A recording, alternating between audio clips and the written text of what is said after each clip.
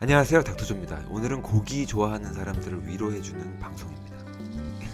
채식하시는 분들께서 일단 싫어요 먼저 누르고 듣는 방송이 될 것 같은데 그러지 마세요. 저도 채소 과일을 더 많이 먹는 사람이고 채소 과일 좋아하는 분들을 위한 방송도 할 거니까. 그리고 많이 했죠, 옛날에도. 첫 번째, 고기는 장에서 부패한다.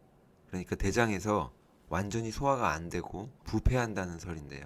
이 위장에서 단백질 소화액이 나오고 소장에서 아미노산으로 분해가 돼서 거의 소화가 돼요. 그 대장에까지 가서 남는 게 거의 없어요. 그러니까 오히려 채소가 소화 효소가 안 나오죠, 사람은. 그래서 섬유질이 대장에서 부패를 할 수가 있습니다. 섬유질 많이 먹고 채소 많이 먹으면 변비 없어진다 그래가지고 따라서 나도 먹어봤는데 오히려 변비가 심해지고 힘든 분들이 있잖아요. 그런 경우에요. 근데 채소가 소화가 안 되는 게 마냥 나쁜 건 아니에요. 대장에서 유익균에 의해서 발효가 됩니다.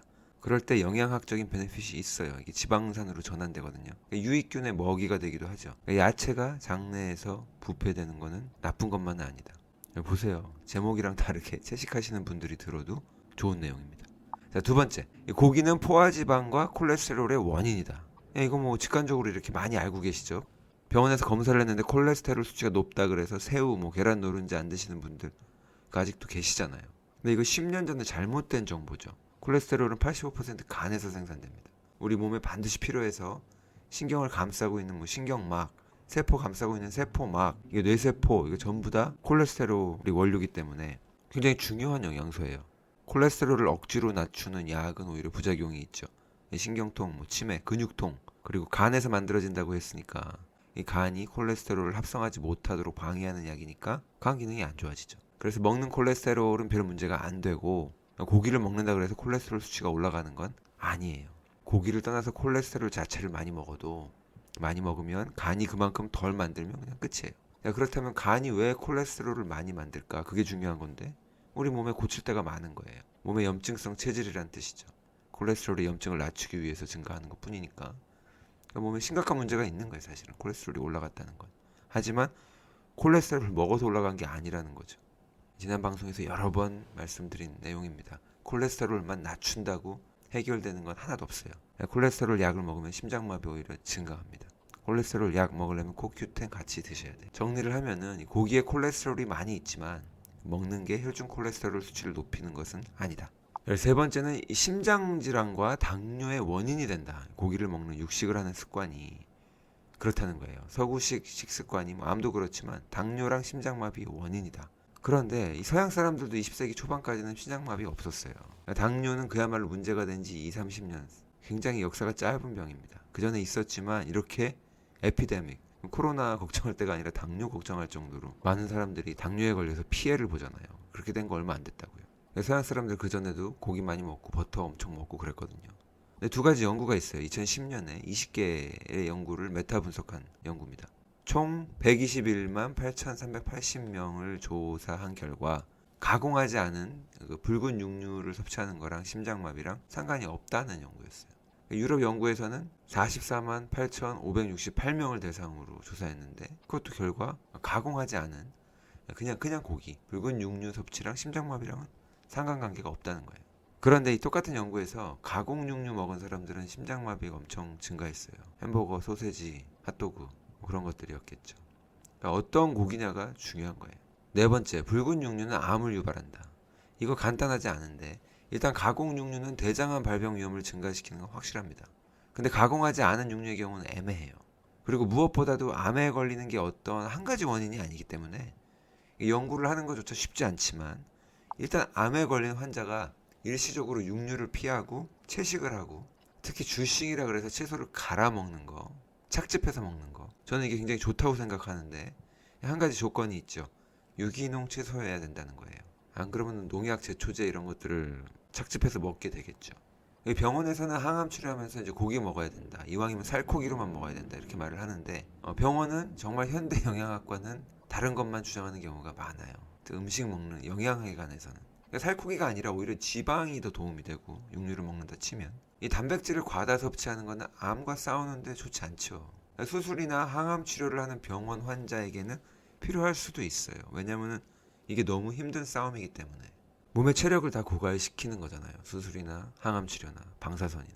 그러니까 총력전을 하고 있는 상황이기 때문에 무슨 영양소라도 보급이 될 필요가 있는 거죠. 하지만 암과 싸우는 방법이 뭐 전면전, 전쟁, 총력전만 있는 건 아니에요. 그러니까 암을 좀 고친다는 의사들은 거기다 채식을 강조하죠. 그리고 채소를 먹을 때 유기농을 강조하는 것처럼 육류도 무항생제, 무호르몬 이게 중요합니다. 그리고 또 한 가지 고기를 이제 그릴에 지글지글 구워서 먹을 때 태워서 먹게 되면 벤조피렌이 발생하니까 발암 물질이잖아요. 그걸 좋다고 하는 의사나 뭐 영양학자들은 없죠. 너무 익힌 고기는 좋지 않습니다. 자, 그리고 5번째 또 다른 오해.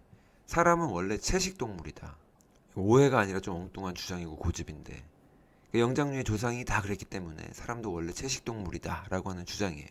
고릴라가 육식을 전혀 하지 않고 풀만 뜯어 먹는데도 벤치프레스 300을 들어 제끼니까 풀만 먹고도 잘 살 수 있다. 근데 인류는 고릴라랑 다르고 그냥 원래 잡식성이에요. 예를 들면 사람의 소화기관을 보게 되면 오히려 육식동물에 가깝습니다. 이게 소처럼 위가 4개가 있는 것도 아니고 소장이 길고 이제 위가 짧은 것도 이제 육식동물에 가까운 거죠. 이런 말이 있어요. 동양 사람 옛날부터 곡식을 먹어서 서양 사람에 비해 소장이 길어서 뭐 그래서 다리가 짧고 대신 허리가 길다 뭐 이런 말도 안 되는 얘기들도 있는데 동양 사람들이 다 채식한 거 아니에요. 몽골 사람들 유목민들 고기만 먹었고요. 서양 사람들도 오랫동안 감자밖에 못 먹었어요. 밀이랑. 그리고 엄청나게 강한 위산이 나오는 것도 육류, 단백질을 소화하기에 유리한 디자인인 거죠. 그리고 또 이빨을 봐라, 송곳니 있다, 육식이다. 그러면 그 반대로 야, 이빨을 봐라, 어금니 있잖아, 채식이다. 그러니까 뭐 이런 거 노론소론 따지고 토론을 하면 재미는 있지만 사람은 그냥 잡식성이 맞아요. 채소, 과일 하나도 안 먹고 고기만 먹는 사람 보면 우리가 좀 이상하잖아요. 근데 채소랑 과일만 먹고 육식을 절대 안 하는 사람들은 또 이제 많이 받아들여지긴 하죠. 비건 다이어트를 하시는 분들. 몸에 안 좋은 사람들이 채식을 하게 되면 간이나 이런 것들이 청소되고 몸이 해독되고 세포들이 디톡스 되면서 굉장히 안 좋았던 부분들이 해소가 되고 건강이 너무 좋아지는 것을 느끼기 때문에 채식주의자가 되는 경우들이 있죠. 장기적인 채식은 이제 많은 보완을 필요로 합니다. 자, 6번째. 고기를 많이 먹으면 뼈에 안 좋다. 또 이제 단백질을 많이 먹으면 산성이라 그 중화시키기 위해서 뼈에서 칼슘을 빼간다 뭐 이런 논리예요. 그 결과 골다공증의 위험이 높아진다. 근데 이거는 사실 숄텀 스타디에서는 사실로 드러나기도 하고 어떤 연구에서는 단백질이 이 골다공증 예방에 좋다고 상반된 결과가 있기도 해요. 그리고 이제 오랫동안 지켜본 롱텀 스타디는 아직 없는 상황이고. 근데 제 방송을 이제 오래 들어보신 분들은 알겠지만 골다공증이 그렇게 단순하게 한두 가지 팩터에 의해서 생기는 증상이 아니잖아요. 골다공증을 마치 칼슘이 부족해서 생기는 병처럼 인식하시는 분들이 아직도 계시진 않죠. 병원에는 그런 분들이 아직 계시긴 한데 골다공증 환자에게 칼슘을 처방하는 건 10중 8구 잘못된 처방입니다. 골다공증에 대해서 하나도 모른다는 뜻이에요. 그냥 덱사 스캔 해가지고 검사 결과 칼슘이 부족하니까 부족한 칼슘을 드세요 하는 구석기 시대의 의학인 거죠. 무슨 소리인지 전혀 이해가 안 되시는 분들은 예전 방송들을 참고하시면 명확하게 이해하실 수 있습니다. 자, 이거 7번째는 육류를 먹는 건 전혀 필요 없다. 전혀 안 먹고도 살 수 있고 다른 음식에서 영양분을 충분히 다 섭취할 수 있다. 이것도 사실이긴 합니다. 자, 그런데 이제 완전 채식, 비건 다이어트를 하다 보면 다른 영양소를 뭐 다 섭취할 수는 있을 수는 있지만 굉장히 어려워요. 그래서 까딱 잘못하면 아미노산이나 비타민 B12나 철분, 크레아틴이나 지용성 비타민 이런 것들이 결핍이 되는 수가 많습니다. 비타민 B12나 철분은 못 먹어서 그런 경우도 있고 지용성 비타민 같은 경우는 몸이 지방을 소화시키고 흡수하고 이런 걸 잘 못하게 돼서 그렇게 되는 경우도 있어요. 먹어도 몸에서 잘 활용이 안 되는 경우죠. 그렇게 되면 3가지 위험성이 올라갑니다. 그중 하나는 우울증의 위험이 올라가는 거고요. 그리고 면역력이 떨어질 수도 있어요. 그리고 기력이 떨어질 수도 있어요. 기운이 없는 거죠. 에너지가 없고. 채식하시는 분들 중에 이런 분들이 있으면 영양 섭취를 점검을 하셔야 되는 거예요. 그걸 상쇄하기 위해서 운동도 많이 해야 되고 또 영양소 부족이 일어나지 않게 안 되면 비타민 B12 같은 건 보충제라도 먹어서 각별히 신경을 써야 하는 부분입니다. 오히려 고기 하면은 우리가 생각하는 이제 단백질은 별로 부족하지 않을 수도 있어요. 이게 채소에도 단백질이 충분하거든요. 어떤 거는 고기보다도 많아요. 단백질 중에 일정 이제 아미노산들은 어떤 아미노산들은 부족하거나 균형이 깨지면 우울증과 연관이 있기도 한데 채식을 하다 보면 부족해지는 경우도 있습니다. 점검하시면 좋죠.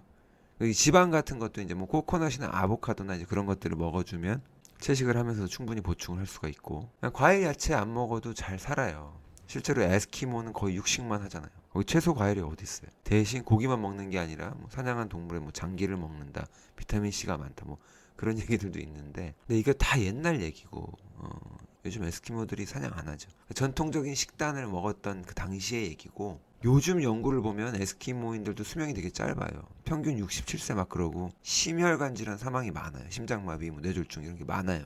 그러니까 또 그걸 보고 저거 봐라, 야채 안 먹고 고기만 먹으니까 저렇게 죽는다, 이런 경우가 있는데, 근데 이게 사실관계를 정확히 알아야죠. 에스키모들이 물개 사냥 안 한다 그랬잖아요.